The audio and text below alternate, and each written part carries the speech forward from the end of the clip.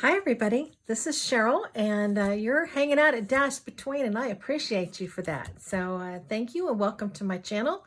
Please subscribe and ring that little bell because I've got some fun things coming up, like a giveaway that's coming very soon as I can kind of get my act together.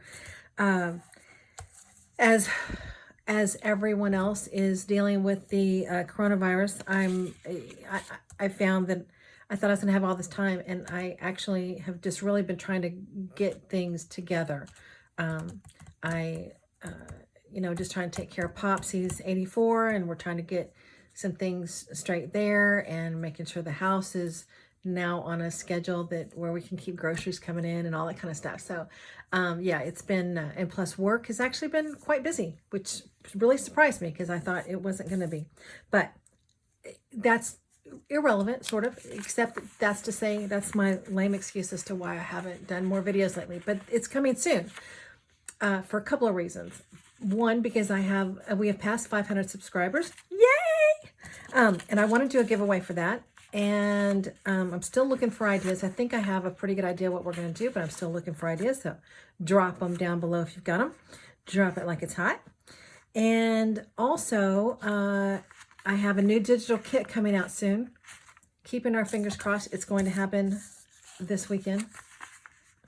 Keeping fingers crossed. If not, hopefully it'll be the first part of next week. But yeah, that's what's happening. We got a new digital kit coming out. And I think at that point I'm going to do a series of videos using a digital kit. So how to put together a journal using a digital kit. But I had someone who purchased this digital kit, and this is available on my Etsy store, and it is called Insights. This is only part of it, and actually these are not life size. I just printed everything I could sort of fit on one page.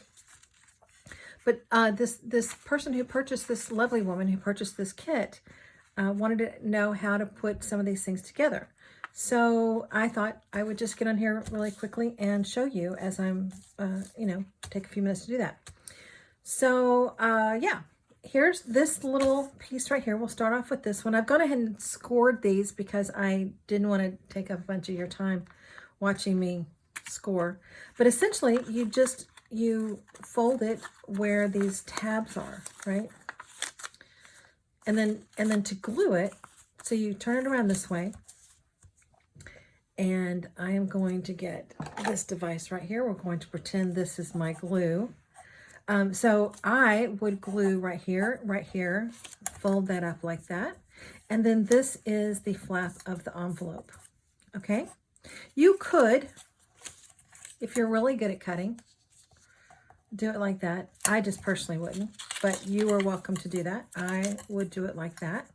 So it'd be glued under here, right here, fold this up, and now you have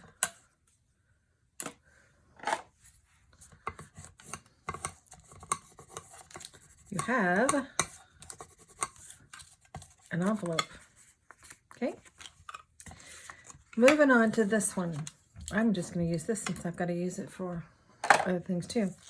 Okay, so it comes like this, and now you fold this piece like that, and then this comes around in the back. Now, why would you do this? Let me tell you, because I actually seriously considered not doing any of these because they are a little confusing. There we go. I guess I should have pulled that over there instead. See, now I'm getting persnickety over a sample that doesn't really matter, that we're not even going to use. Okay. Why would you do this? Because you can't see that, right? So if you're going to glue this down, I probably should have brought a book. Oh, here's one. In fact, it's from that kit. Let me open this up. So probably the most common way of doing this would be to put this down here. So why even have that in the back? Well, for most purposes, it doesn't actually need to be colored. So you would just glue this down, glue all of this, and glue this down, and then you have a way too big thing to go in it, right? Need to find something better than that. So you would actually start off by putting a little bit of glue right here, and then folding this over, and so now you have a corner pocket. Alternately, once this is glued together, or actually before there are two more ideas I have that I wanted to share with you. Another idea is to take one of the pieces of, one of the papers out of the kit and glue right here. Like, for example, you know, you could glue another one of the papers so you would have a pretty background right there. And I actually did that in this book. I'm not going to take up your time looking. Well, I guess I said that, and here I am looking.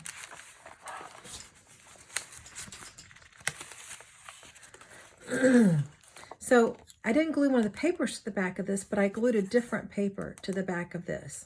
You see that? So I think there's another one that I glued. Yeah, I glued another paper to the back of this one because I wanted that back to be decorative. I know on one of these, I actually glued one of the kit's papers to the back. See that one? I glued a different paper to the back. Yeah, I don't see. Another one where I glued a different piece of paper to the back. I'm sorry, that was my dog walking across the feet to the boom that holds my camera. Okay. Hey, you can stop that now. We're good. Thank you. All right, let me pull all of this stuff back out here so we can see what we're doing. What a mess. So then, once again, you could put a different paper right here. You could stencil on this. You could spray this with different color. You could leave it plain. You could do whatever you want to. And then glue it down here. Alternately, once this is glued together, whether you have a background here or not, you could actually tuck this envelope inside another envelope. I mean, this corner tuck. You could tuck this into another tuck. For example,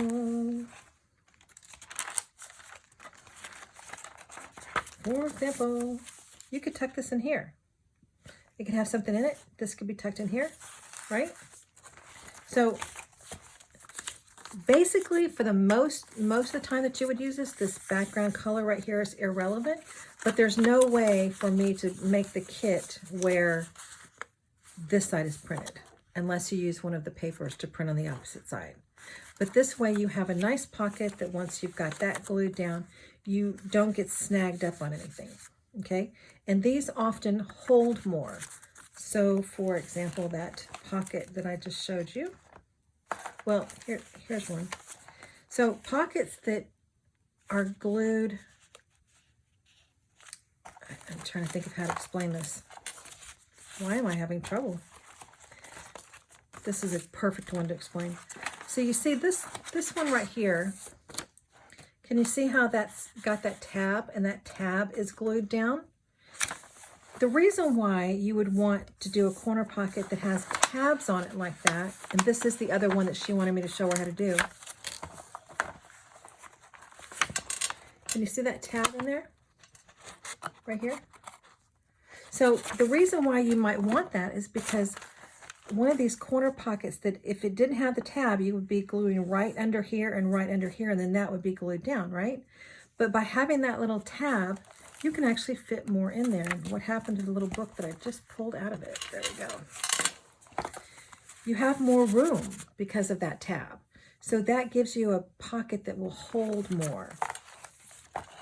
That's why you would use them. Otherwise, if you don't think you're going to fill that pocket with a whole lot, you can just trim off those tabs.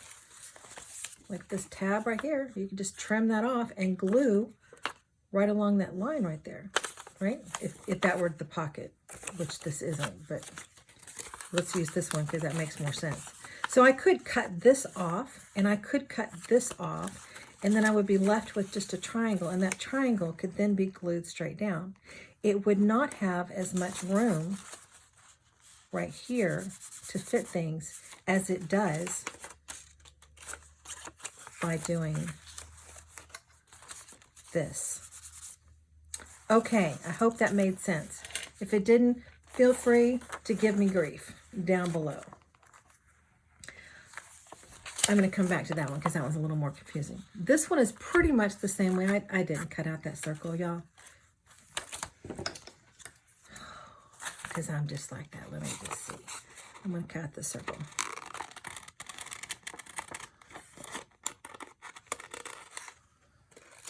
Okay, did a terrible job. That's all right. So this one again, tab, tab, and then we're folding this around to the back because this makes a self-supporting pocket. So all you do is when you fold it up and you fold it up, there's going to be a little overlap right there, and it doesn't matter which one goes on top of the other, right? You can glue those two together, and then you can put some glue here, put some glue here, glue here, glue here, fold this over, and now you have a self-supporting pocket, right? So this pocket can be glued down anywhere on the page that you want it to, and you could glue it all the way around, or you could glue it 1, 2, 3, and then you would have your pocket here. And if you only glued it on 3 sides, that one, and that one, you'd also have a pocket back here. Okay? Got it? Now let's get to the confusing one. This is a library card pocket. So there are at least 2 ways of doing this. So you're going to fold in the tabs again and then fold it over. I'm going to turn this over, and I did not fold this super well, but you get the point. So you would now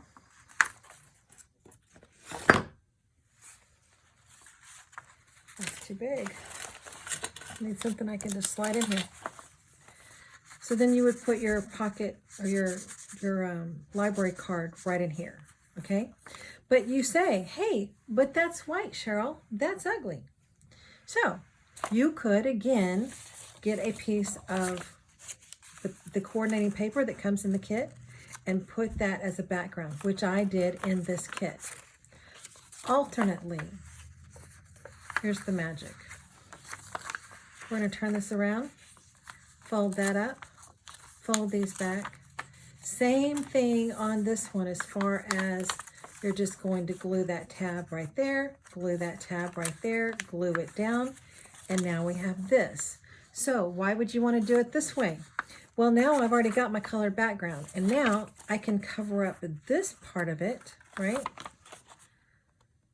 Or I can scrap things together and cover it, you know, like that, and then a little bit of something like that. Well, that piece is giving me problems, but you know what I'm saying? So then I could cover that instead of using a scrap piece of paper back here. Or I could leave it white, and I could, well, I could just leave it white. I could have already printed on the back side of this, like whenever I printed my paper here, I could turn it over and print on the back side, and then I don't have the white. Or I could spray it, or I could stencil it, or I could, you know, do any number of things. Watercolor it, which is probably not advisable just because the paper's going to get really warpy and crazy. But you get the point. So you can add color to this any way you want. All right, let me get this out of the way so we can take one more glance at this. Oh, my thing came off. Got stuff everywhere. You can't see it, but trust me, I have stuff everywhere. Okay. So to glue something down, first you're going to get it together. Glue in this piece, I would just glue. This one I would actually glue all the way around probably, because I think the one pocket will probably be enough most of the time.